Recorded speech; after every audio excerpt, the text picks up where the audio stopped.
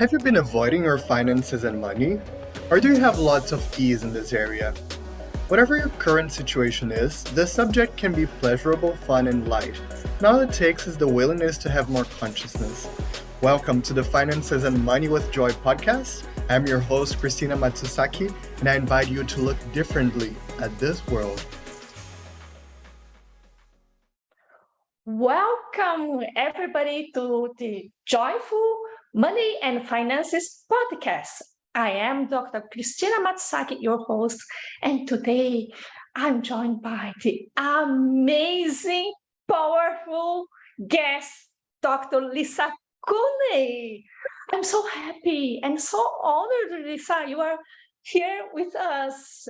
I know you from many other places, and today, I would like everyone to know the uniqueness of you and what the money tools of Access Conscious brought to your life. Please meet Dr. Lisa. Wherever you are and wherever you're listening to this, if you're in Brazil, bom dia. If you're in Mexico, Bom dia. yes, whatever it is. I'm happy to be here. I'm happy to talk about money. I've had and we all do have a very interesting relationship with money. And Cristina, thank you so much for inviting me here. And you've always been so kind and so affirming of my books and the work. And thank you.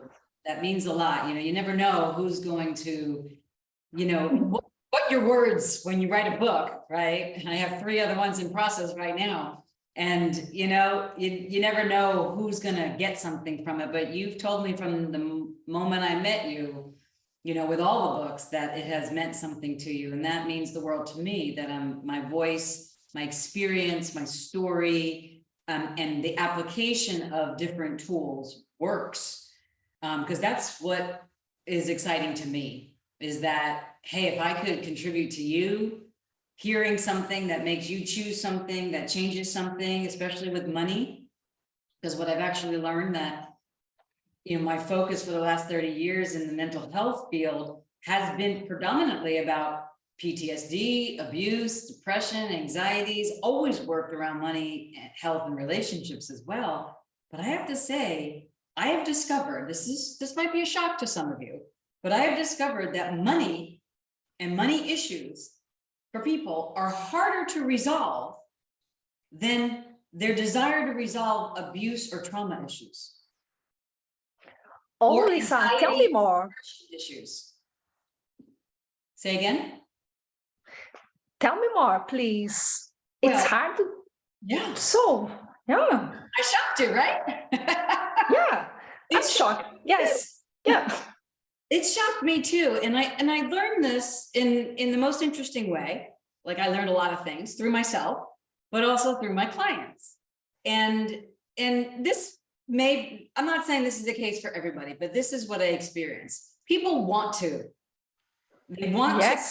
get over and change their abuse, trauma, depression, anxiety, health, relationship issues. And they certainly, above all, wish to change their financial reality for a more abundant reality. However, to change from a scarcity reality, limiting, to an abundant, prosperous, abundance reality, you have to literally change from the inside out. And people they only think they have to change from the inside out with depression, anxiety, traumas, post-traumatic stress disorder, and things like that. They kind of know it. But with money, they're like, well, if I just think positive, it should come. If I put 1 or 2 actions forward, it should come. If I have a business plan, it should come. If I put a class up, it should come. I should have 100 million people there. If I write a book, I should be on the, New York Times bestseller tomorrow.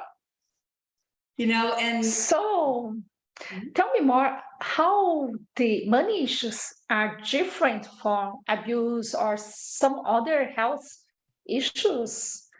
You're telling me that people always. Oh, sorry. Go on. No, you're right. And thank you for the question. I don't think that they're different. And I think people are learning that now. But in the last 5 years prior to now, people were like, I've done so many money classes and nothing's changing. I've done so many sessions and nothing's changing financially. But I never heard that about sessions with people that I was doing that working on depression, anxiety, trauma, abuse, only with money. Nothing's changing, nothing's changing, nothing's changing, nothing's changing, nothing's changing. Then I say, okay, I know you're not going to like me when I say this, but I'm still going to be here. You know, the armor you have to wear as the one, you know, challenging limitations. I'm sure you know this. I know you're not going to like me when I say this. However, if something isn't changing and you're doing changes and acting on them, then I have to say that the one common denominator is you. So what do you love about your money lack? What do you love about your money scarcity? What do you love about your money problem? What do you love about your money issue? What do you love about having this problem that is unsolvable? Okay, Lisa, okay. You told me in the beginning of this talk that people normally focus on actions, financial actions, like you said, oh, let's write a book and sell me thousands of books or something like that. Let's organize better my finances. All are actions and not inside paradigms shift. Maybe that's what you are telling us. It is an inside paradigm shift. So one of the things you brought up, I know you're referencing and reference a lot, and thank you so much for the shout out, Lies of Money, which is a book that I wrote, and it's about my personal journey. I have another book in process because this book was a long time ago now, but it was so pivotal in changing my reality. And there was 3 questions that I created that I used with the Access Consciousness Clearing Statement in that book over and over and over and over and over again in my life. And it came out of a live experience and a live example. And I don't know if you've heard this story, but I apologize if you have, but it'll be really great for your listeners. And we always learn something else. I was in California where I had a clinic for 20 something years, and San Francisco area. And I was driving to my favorite coffee shop called Pete's, and I was getting my latte. And in California, like everywhere else, it's like, $8, $9, $10 for a latte, something like that. And I always left, a $1 or $2 tip, no matter what. But this time I was driving, and before I got in the car to drive, I got a mail checked my mail, IRS bill, and it was like something for $40,000. And it was one of those beyonds, as Access Consciousness would call it, because I'm never late with my taxes. I've never owed anything. I've always paid, like, it was like a file not found. How is this possible? My entire file taxes. That hasn't been my thing. And I never was late. And so I couldn't figure it out. But of course, I believed that I owed this $40-something thousand, and they were going to levy my house and my work and my paychecks and all this kind of stuff. And I was, you know how your mind does. So I go and do my regular thing before clients and get my coffee and paid the dude at the counter. And I didn't give a tip for a moment because I was afraid to pay, that I had to pay this $40,000. This is my own paradigm shift, and I'm going to get to it. And I was embarrassed, and I was like, oh my God, now they're going to call my name. They saw I usually leave a tip, and then they're going to expose me by calling my name, and I'm going to get my coffee. But I didn't leave them a tip. And you know why? In asking myself I didn't leave a tip is because I was afraid I wouldn't have money to pay the $40,000. But I just paid $10 for coffee. So it was a lie that I was limiting myself with. So I asked myself, standing there in the coffee shop, who am I being? Who am I being? Lisa, who are you being? I was like, my mother. Okay, I'm being my mother. What am I being? I'm being cheap, penurious. Didn't leave a tip. I'm being holding it in fear because I have to pay this $40,000 bill.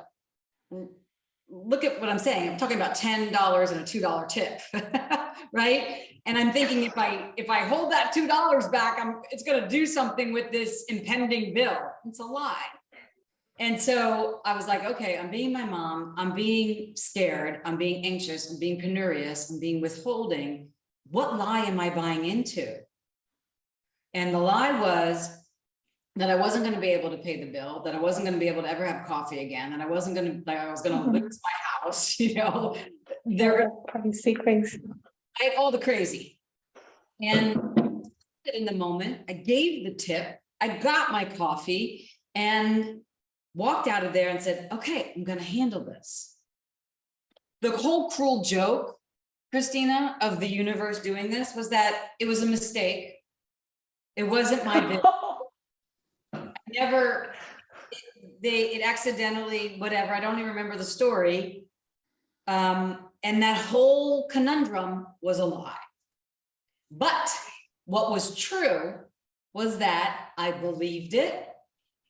I got scared and I became somebody in my financial reality, my mother, who I just started mimicking instantaneously. And that's when I realized at Pete's Coffee Shop in San Francisco, California, that I was living a lie of money. That how many times have I decided something based on a lie that I mimicked from my mother or father or from the society or from the culture, and it wasn't even my belief. I didn't even trust myself that I never was late on my taxes. I believed I owed this $40,000. I convinced. Yeah, that's totally insane. And how many times do we have, each one of us, that are listening now, and me myself, how many times I picked me up when I was in this insane place of functioning from scarcity, just because I was afraid, just because I was doubting me, all these things. And thanks God, we have the questions, like the question you gave us. Who am I being? Yes. Is it true reality for me that I'm scared about $5 chip not to pay the tax? Oh, isn't it insane? But the fear, it comes up, and it's sometimes so huge and it seems to be so real. So what's the next and not the next steps, but do you have another, maybe other tools you use combined to these questions, Lisa? Well, the tool is, so there's 3 questions. Who are you being? What are you being? What lie are you buying into? But within those questions are other questions. And this is where you have to get, I use the acronym of HOW, honest, open, and willing. You have to get honest with yourself about who you're being, if it's your financial reality or you're buying somebody else's reality. You got to know that. And the only way you know that is through the question, is through introspection. And that's the difference. People know that they're abused or think that they're abused, or they know that they're depressed. They have the concrete stuff. They know whatever, and they have something to work with. But when you're working and you only see your bank account with $0, let's say, or lower, or in insufficient funds, you don't know where that's coming from because you're working hard and you're putting things out there. So the intangible doesn't make you go introspective, but something like depression and anxiety and trauma in this society makes you go introspective. You have to go to therapy to heal it. Whatever. We know this, we're indoctrinated into that. Most of us are not indoctrinated into, who could I be mimicking? Who could I be being here? What lie could I be buying here? We're not indoctrinated, let's say, into question. We're more indoctrinating into, children should be heard, seen and not heard. Oh, my father did this in business, I'm going to do this. My mother did this in business, or with money, I'm going to do this. My mother said this, they taught me that. My father said this, he taught me that. But none of that is you. So what I started to do by asking those questions, the tool is to open up a space, and it was minuscule at first, to open up a space, just a 1 degree shift of space, 1 degree. And it was like, is this my financial reality? Am I cheap? No, but I feel cheap and I want to be cheap, and I get cheap when I'm scared about money. And then I've taught myself to do the opposite. And it's not cheap. It's actually called pragmatic. Oh, there's less money here. Thank you for the fear. I don't have to be my mother here, but yeah, maybe I won't spend $500 on gluten-free pastries. Maybe I'll spend that $500 on a coaching program, or reading a book, or going to the gym, or finding out what is my limitation and asking myself some more questions. So you have to get honest, open, and willing about who are you being financially. It's not like more tools. It's like more of the question to like a rifle shot, perfect shot to what you're being. And if it's not you, then the whole thing is a farce, a fraud. And then how many decades have you been living as the fraud, thinking it's you? So it opens up that doorway to see, like, oh my God, here I was being my mother. Okay, let me take off that costume. Kind of like I took off my sweater before we started recording. Oh, here I'm being my father. Take off my sweater. Let me take off that. So I took off my mother and my father. What's my financial reality? Most people don't know.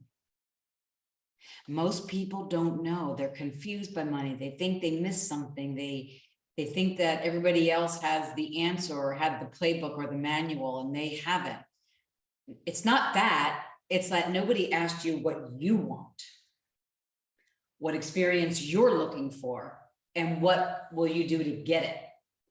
And that could actually be the next tool you were looking for. Once you find out who you're being, what you're being, and what lie you're buying into, now you're in the honest, open, and willing space. And then you start to take off the sweater of your mother, your father, your ethnicity, your culture, your socioeconomic status, your education, your degrees. You take all these things off, because they're all just things that decorate and adorn you. They're not you. You're you. And so with money, you have to get down beyond the limitations of what you think you were, the lies of what you created yourself as without even knowing it, and then be in that space, which, as you know, Christina, could be very uncomfortable. The space of the unknown, space of like, oh my God, I'm 50, whatever I am, and I don't know what my financial reality is. What? Or 20 or 30 or 40 or whatever, and be like, okay, if I was being that, and that doesn't work for me, and I was being them, and that doesn't work for me, what actually does work for me? So you have to find out what does work for you, which is what's really interesting with money. It's like trying to teach somebody boundaries that has never had boundaries in their life. What works for you? And I do this process with people. What do you want? I stare at them and have them for 5 minutes, right? What do you want? Over and over and over and over and over again. What experience are you looking for 5 minutes, over and over and over again? Same question. I write down everything they say. What will you do to get it? Write down everything that they say. And then after 5 minutes of each of that, I have them, we circle like the things that have been said over and over and over again. And do you know, they all start out wanting money, more money, prosperity, abundance. But what their experience they're looking for underneath the desire for money is usually joy, happiness, peace, security, serenity, love,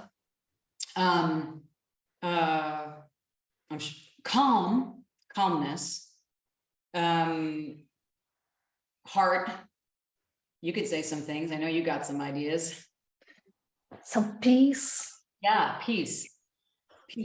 And when they find out those things, when we circle them on the list and they find out those things, I write all those things down. I separate it from those questions with them, and I show it to them. And I say, this is your financial reality.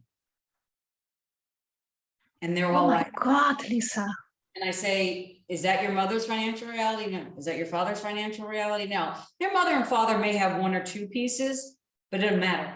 Not all. And that's the point. That's the first moment where you get somebody to be like, whoa, my entire life I've been living a lie in somebody else's reality financially. No wonder why I can't actualize financially what works for me. I never even knew what I wanted, but when you know you want joy, peace, abundance, serenity, love, whatever it is, happiness, peace. I love that piece because over the last couple of years, particularly for me, I realized that peace and serenity and like flow, calmness is my vibe. It's my thing.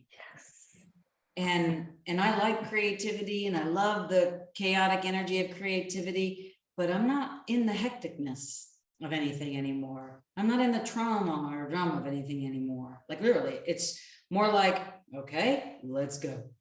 And that has become the most, I can't think of the word, but it's a financial word that makes a lot of sense. I can't think of it's the greatest commodity. Thank you.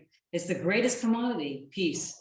And when you know what your rocket of desire is for, peace, joy, whatever, and you do whatever it is in your power to command that, your financial reality will just follow when you're in that flow with yourself. And notice even the difference of the energy as we're talking here, right? That is, I'm describing my financial reality, which it feels very expansive to me. And you're giving me the hand, so it kind of feels, it looks like it feels expansive to you and open. And that's creating joyful abundance and a joyful financial reality. And it's by asking the questions, getting really honest, open, and willing with yourself, and then asking yourself what you want, what you're willing to do to get it, and what experience are you looking for. No one ever asked me that, ever. So I asked myself. And then I started asking thousands of people in that book. Yeah, Lisa, thank you for this conversation.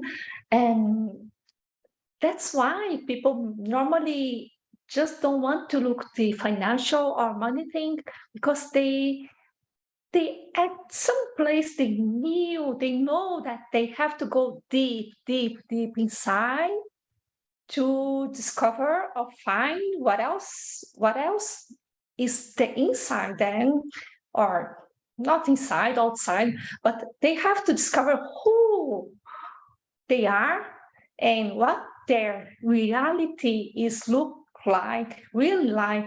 Yes. They like, yeah, Yes. it's something, let's say. And I have to add to all those things you gave us now, that it's a journey that it really, you have to go, you can go, because at the end of the tunnel, there is all this peace, all this glory, all this abundance. You showed us here energetically, Lisa. Thank you. And I want to let people know that I can be very laser-like on this because I wrote a 300-page book about it. And I have another money book in process. And I've written other things about moving beyond my own cage of abuse and those sorts of things. So I'm very used to going honest, open, and willing into myself and getting into that itchy, scratchy, uncomfortable, unknowing place and being like, oh, that was a lie, that was a lie, that was a lie, that was a lie, that's not mine, that's not mine, that's not mine, that's not mine. Okay, what is mine? And so I had to teach myself that. And once I did, it becomes very easy for me to do that with other people now, and very easy for me to communicate it in this way on this podcast. So I would suggest to people out there, if I move fast for you, just pause and rewind and listen to this again, and then pause and rewind and listen to this again. And if you follow what I say here, follow it the way it works for you. But if you kind of use it loosely, even if you try it for like 30 days, for instance, 11 days, I guarantee you'll have money come in unexpected ways. And I mean currency, I mean by opportunities, possibilities, emails, text, being asked to be on a podcast, or, you know, part of a teleseminar, or clients coming out of the woodwork that you never even knew of you and how they found you, right? Those are all what occurs, and they're all currency, you know? So one thing I really love is to ask myself also, when there is like a slowdown, where have I uninvited money, and who am I being in that uninvitation of money? And where have I uninvited clients, and who was I being that there? And where have I uninvited people to my classes, even though I have a class out? And where have I, you know what I'm saying? Whatever you're doing, or you're experiencing the block in, or the limitation in, you have to realize that we can blame the world for everything and everyone for everything, you know, but it really comes down to you being the common denominator. And if you know a little bit about my story, the first 23 years of my life were mired with all sorts of abuse. I could blame all of them: the church, my family, teachers, priests, you know, everything. My mother, and I have a wonderful, wonderful relationship with my mother now. And I never thought that that would happen. I just cleaned out her house in New York, my childhood home. After 50 years, I finally got rid of the dollhouse. That is some currency. I never wanted that dollhouse, but she was so happy about it, so she made me have it. And so now we can laugh about it. And she says, I should have let you get rid of the dollhouse. I should have let you wear a pantsuit for your confirmation. You know, I never expected all of that, but that is valuable currency, because she is moving toward the end of her life. And after my father died, who that book, Lies of Money, was written and dedicated to him, actually. I believe that the dedication is to my father. I always call that book my relationship with my father, the Radically Alive Beyond Abuse, the relationship with my mother, and Creating After Abuse, me. Oh, Yeah, and then I have two others. They're in process, and one other on money in process right now. But so these are coming out now as me, Creating After Abuse, and the ones that follow. There's one about bodies. There's one about other things and other things. One about money. So yeah. So that Yeah, Lisa. You know, that part about my mother, the relationship with my mother, is a valuable currency that I couldn't have cultivated if I didn't release her lies of judgment, money, abuse, and those sorts of things off of me. If I didn't stop becoming her and woken up to the fact that I was being her, I would have never had what I have now.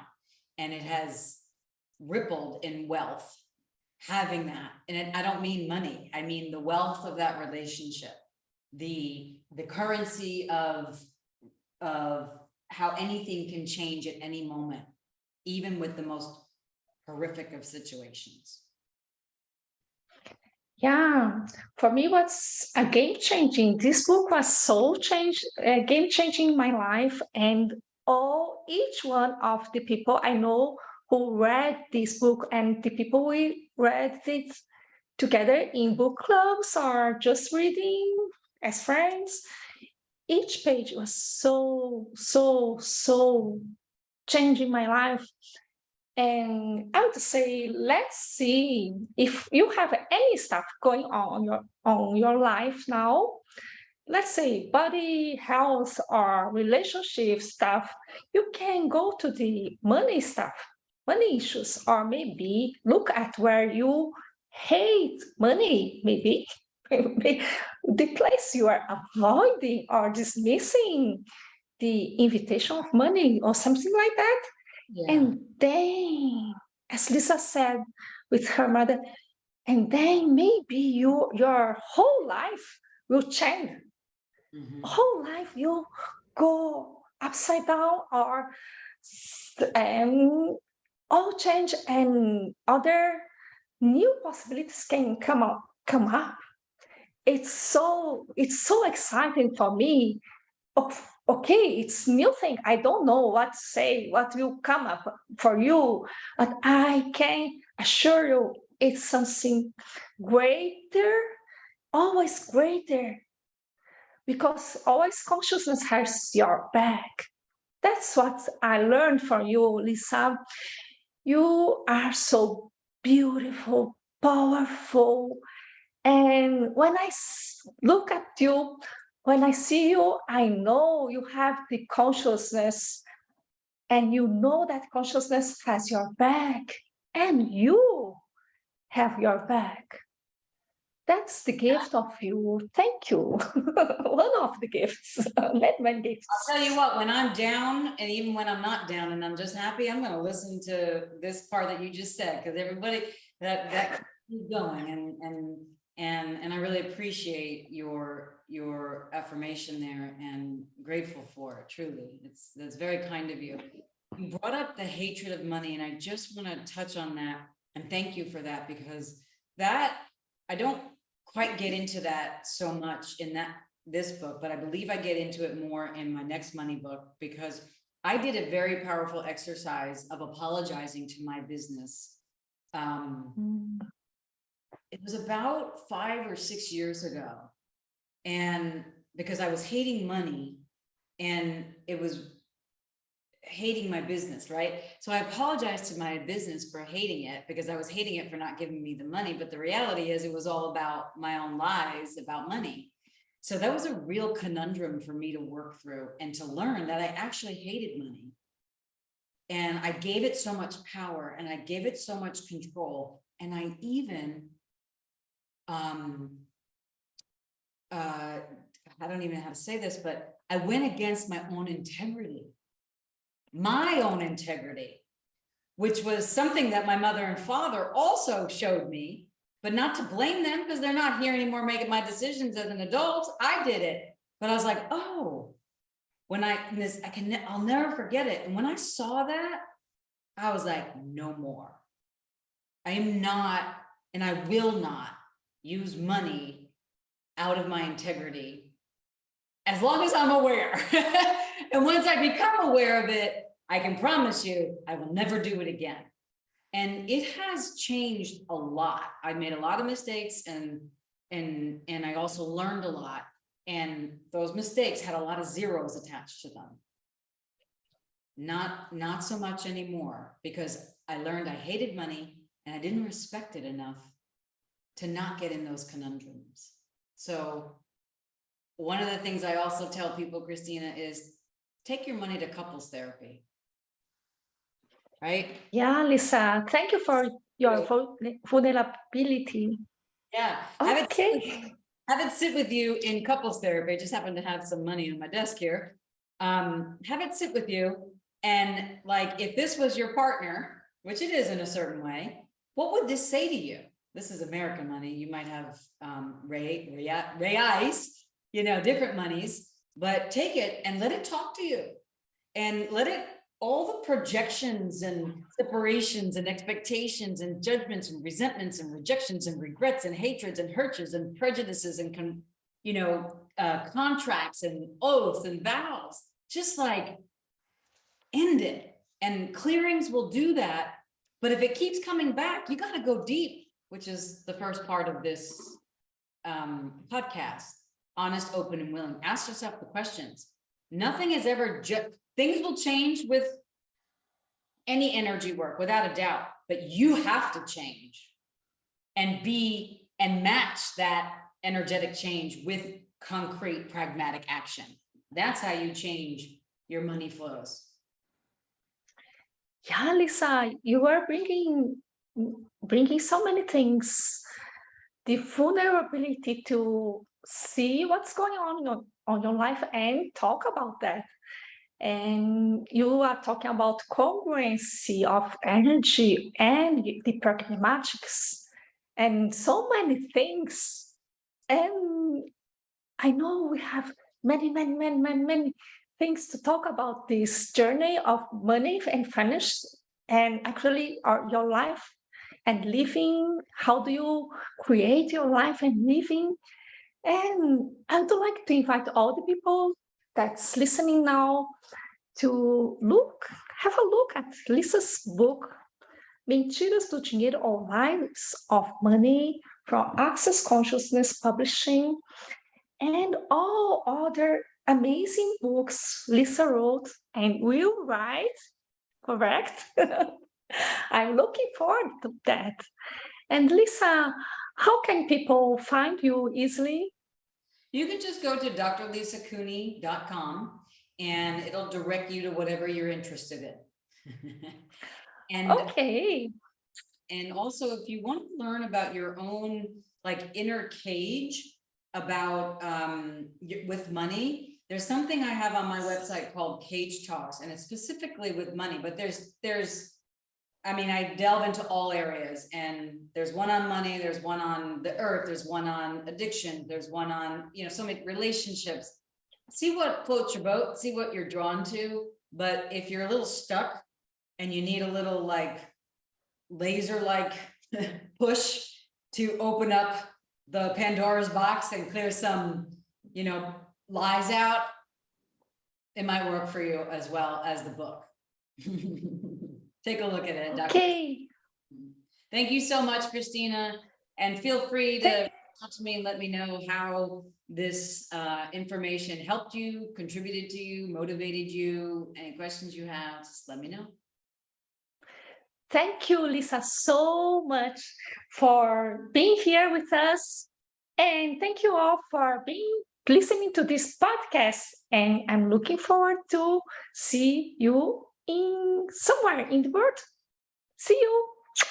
Bye-bye. Be careful out there. My target is to empower and invite more and more people to the joy that finances and money can be. You can know more about this through my social media and my website, chrismatsusaki.com. And if you know anyone that's looking for this, let them know. Thank you and see you soon.